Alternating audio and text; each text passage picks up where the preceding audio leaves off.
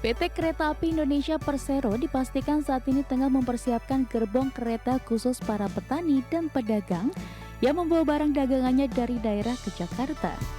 Nantinya desain gerbong kereta khusus petani dan pedagang akan mengedepankan akses ruang angkut yang luas agar memudahkan pergerakan petani dan pedagang di dalam kereta.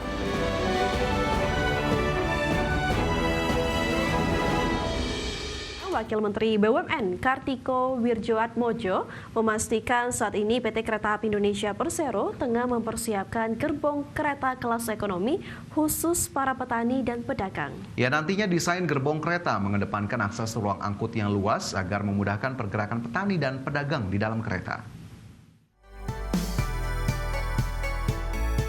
PT Kereta Api Indonesia Persero dipastikan saat ini tengah mempersiapkan gerbong kereta khusus para petani dan pedagang yang membawa barang dagangannya dari daerah ke Jakarta.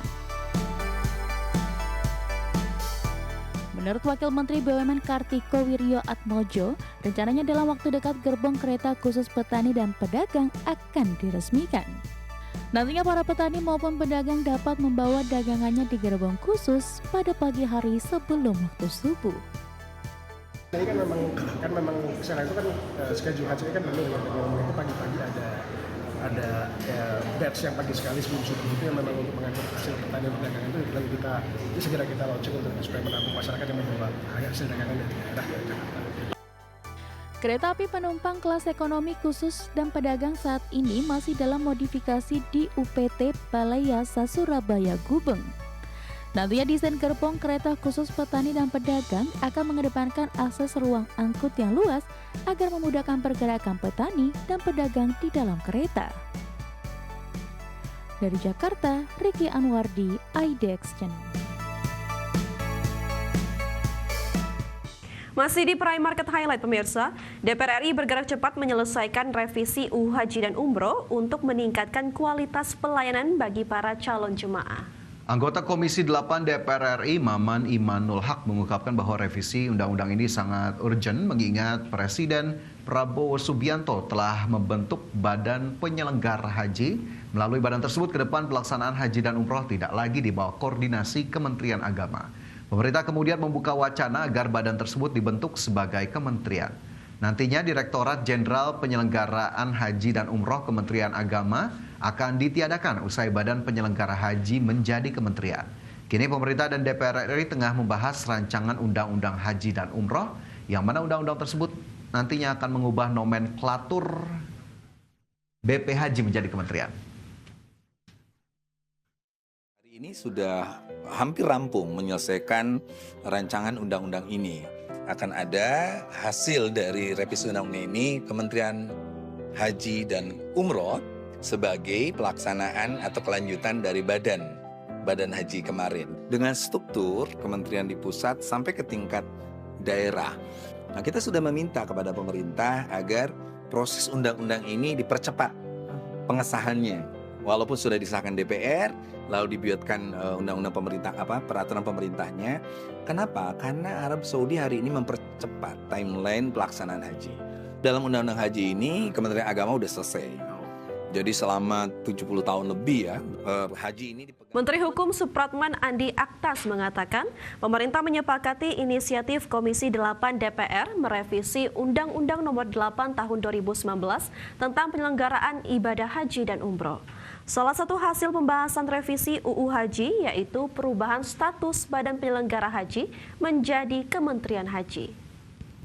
Supratman mengungkapkan revisi Undang-Undang tentang Haji dan Umroh bukan dimaksudkan untuk mengubah esensi dari penyelenggaraan ibadah haji dan umroh yang telah terbangun selama ini. Supratman menjelaskan bahwa RUU tersebut juga menyempurnakan mekanisme dan akuntabilitas dalam mewujudkan ekosistem ekonomi penyelenggaraan ibadah haji dan umroh, pengaturan mengenai penyesuaian komponen biaya penyelenggaraan ibadah haji, mengatur kuota haji reguler dan khusus, hingga pemantauan evaluasi dan pengawasan penyelenggaraan ibadah haji dan umroh. Seluruh tim pemerintah juga sepakat dan akan sesegera mungkin mendorong untuk lahirnya Perpres tentang pembentukan Kementerian Ibadah Haji dan Umroh. Saat ini prosesnya ada di Kementerian Sekretariat Negara dan juga Kemenpan RB. Ya, Kementerian Hukum hanya tugasnya mengharmonisasi. Intinya mudah-mudahan dengan pembentukan kementerian ini itu akan lebih mempermudah, memperlancar penyelenggaraan. Menteri Sekretaris Negara Prasetyo Hadi menjelaskan akan ada peraturan presiden untuk mengakomodir kementerian baru yakni Kementerian Haji dan Umroh yang ada dalam revisi Undang-Undang Haji dan Umroh. Prasetyo berharap keberadaan Kementerian Haji dan Umroh bisa melaksanakan tugas dengan baik serta mampu meningkatkan kualitas penyelenggaraan ibadah haji dan umroh bagi jamaah Indonesia di masa mendatang.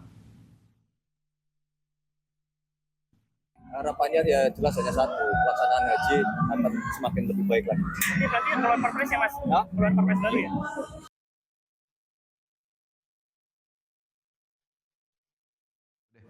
Ya, kalau kita lihat begitu ya pembentukan Kementerian Haji dan Umroh ini ya kita percaya bahwa inisiatifnya baik begitu ya Vina, karena sebelumnya dibawa Kementerian Agama, tapi memang yang kita nantikan bagaimana kinerjanya ke depan. Jangan sampai kementeriannya sudah dibentuk sendiri ternyata ya kinerjanya kurang lebih sama dengan di bawah Kementerian Agama kemarin yang bahkan ada satu kasus dari kuota haji yang ternyata terindikasi korupsi. Nah, ini kita harapkan tidak lagi terjadi. Benar sekali Fajar, semoga saja kan tiap tahun ada evaluasi ya. Semoga dengan adanya Kementerian Khusus Haji ini benar-benar bisa diperbaiki gitu seperti evaluasi tahun sebelumnya, tidak lagi jemaah yang terlantar atau juga tidak ada tempat tidur, kelaparan dan lain sebagainya. Dan semoga saja juga tidak ada lagi ya kasus-kasus seperti kejadian sebelumnya di mana terkait kuota haji dan korupsi dan lain sebagainya. Ya, pemirsa, gaji anggota DPR RI tengah menjadi sorotan publik. Ya, selain gaji pokok, anggota DPR juga mendapatkan berbagai tunjangan dengan nilai fantastis. Salah satu yang menjadi perhatian masyarakat yakni tunjangan rumah sebesar 50 juta rupiah per bulannya. Gaji anggota DPR tengah menjadi sorotan. Selain gaji pokok, anggota DPR juga mendapatkan berbagai tunjangan dengan nilai fantastis. Bahkan nilainya mencapai lebih dari 100 juta per bulan. Anggota DPR mendapatkan gaji pokok sebesar 4,2 juta rupiah. Di luar gaji pokok, anggota DPR juga mendapatkan berbagai tunjangan. Tunjangan melekat diantaranya tunjangan untuk istri atau suami sebesar Rp420.000, tunjangan anak Rp168.000, uang sidang per paket sebesar Rp2 juta, tunjangan jabatan Rp9,7 juta, tunjangan beras Rp30.090 per orang, tunjangan PPH mencapai Rp2.699.813. Selain itu, anggota DPR juga mendapatkan tunjangan lain yang meliputi tunjangan kehormatan sebesar Rp5.580.000, tunjangan komunikasi sebesar Rp15.554.000, tunjangan peningkatan fungsi pengawasan dan anggaran sebesar Rp3.750.000. Anggota DPR juga mendapatkan bantuan listrik dan telepon sebesar Rp7,7 juta. Dan juga mendapatkan anggaran untuk asisten anggota mencapai Rp2.250.000. Dan saat ini anggota DPR juga mendapatkan tunjangan rumah sebesar Rp50 juta per bulannya. Dengan demikian total pendapatan per bulan anggota DPR RI mencapai Rp104.051.903. Dari Jakarta, tim liputan IDX Channel.